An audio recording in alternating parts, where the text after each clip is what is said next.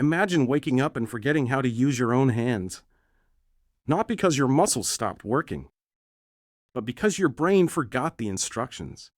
It sounds impossible, yet it happens. And neuroscience has a name for it.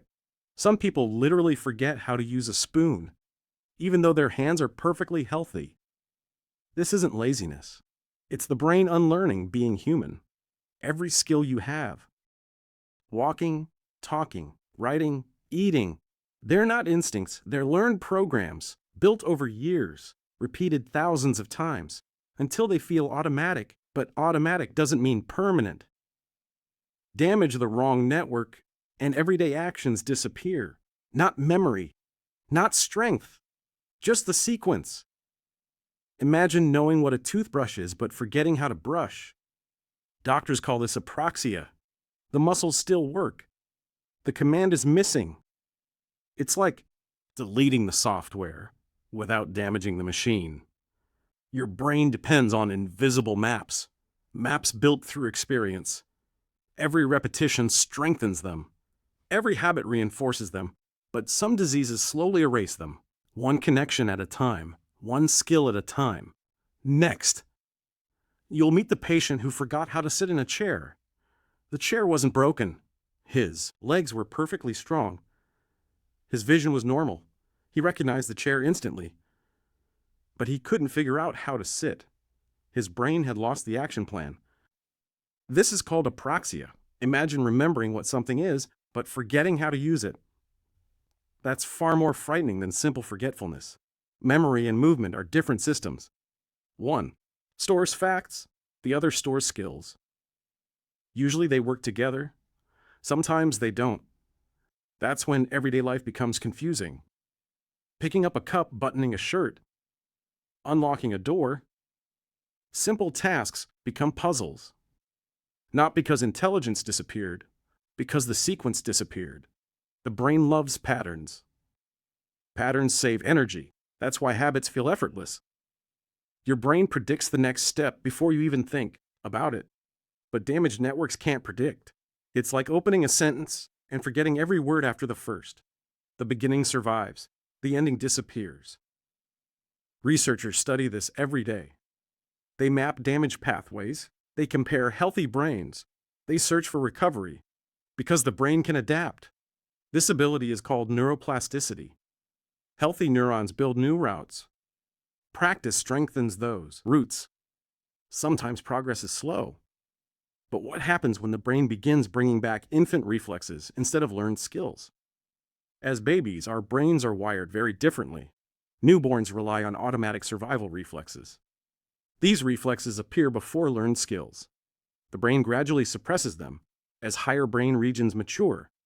This is a sign of healthy development. Most adults never notice these reflexes again. But if the frontal lobes are damaged, some primitive reflexes can return. Doctors may test for a grasp reflex. A healthy adult usually won't automatically grab, but certain brain disorders can change that. This isn't a choice. It's a neurological sign. The brain's control system has weakened. Older pathways become visible again. It's like removing the brakes. The older circuits were always there. They were simply being controlled. When control is lost, primitive responses can reappear. Scientists call these frontal release signs. They help neurologists locate brain dysfunction. They are clues, not a disease by themselves. The underlying cause still matters. Doctors combine many tests. Medical history, one tiny reflex, can reveal damage hidden deep inside the brain. Our brains constantly balance old and new systems. Primitive circuits protect survival.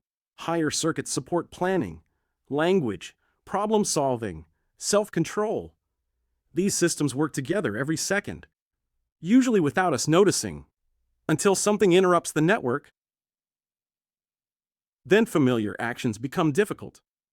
The brain isn't forgetting humanity, it's revealing just how much of being human is learned, and how remarkable the brain's recovery can be. The good news is that the brain is not a fixed machine. It constantly rewires itself. This ability is called neuroplasticity. Healthy neurons can build new pathways, but it takes repetition. Practice strengthens connections. Therapists use this every day. A person can relearn how to hold a spoon, one movement at a time. Recovery is rarely instant. Small improvements add up.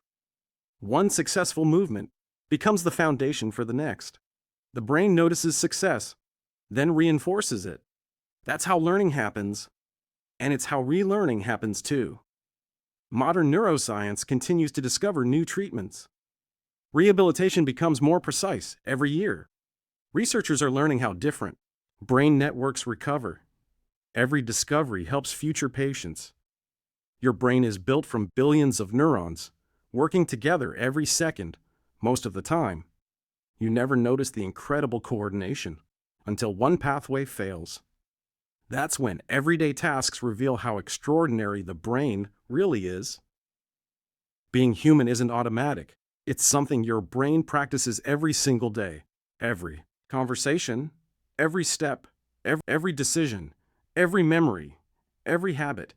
Together, they shape who you become. That's why protecting brain health matters. Sleep, exercise, learning, and medical care all play important roles. Our understanding of the brain is still growing, and every discovery changes lives. The brain doesn't simply make us think, it teaches us how to be human. If you enjoyed this journey into neuroscience, subscribe for more Science Explained.